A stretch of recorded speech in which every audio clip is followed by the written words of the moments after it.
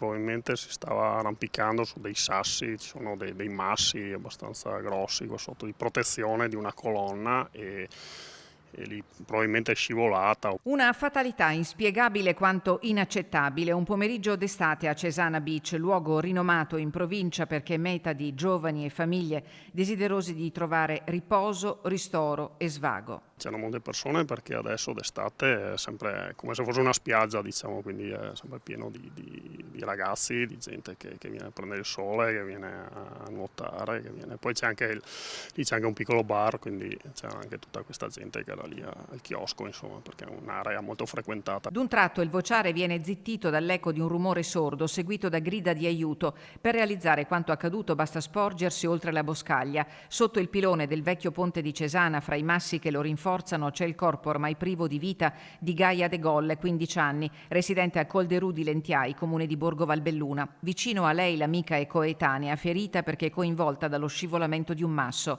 Incolume la sorella. I soccorsi sono fulminei, il personale del 118 arriva con ambulanze e con l'elicottero, assieme ai vigili del fuoco che con l'ausilio di cuscini di sollevamento tentano di sottrarre la giovane Gaia dalla trappola mortale. Tutto inutile. Al medico del 118 non resta che constatare il decesso della ragazzina. La mamma corre disperata, ma sopraffatta dalla scena straziante viene colta da malore e trasferita all'ospedale di Feltre.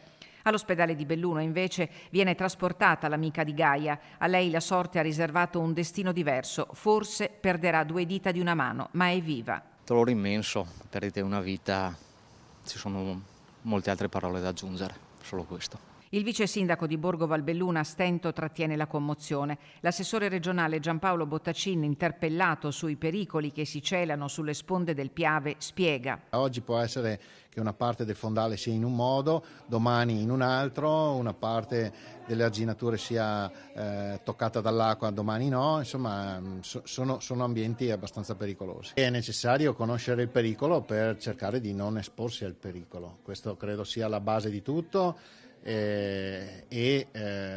Occupandomi di sicurezza anche per motivi professionali, credo che questo sia l'aspetto più importante. Gaia De Golle frequentava l'agrario di Feltre, la ginnastica artistica la sua passione. Una famiglia, la sua, segnata dal lutto per la morte del padre pochi anni fa in seguito a malattia. Una tragedia nella tragedia. La Procura di Belluno ha aperto un fascicolo ipotizzando il reato di omicidio colposo e al momento non risultano iscrizioni nel registro degli indagati. Le indagini proseguono sulla base degli accertamenti svolti dai carabinieri. Disposta anche l'autopsia sulla salma della quindicenne per accertare le cause della morte. Luglio 2025, agosto 2020, pochi chilometri in linea d'aria più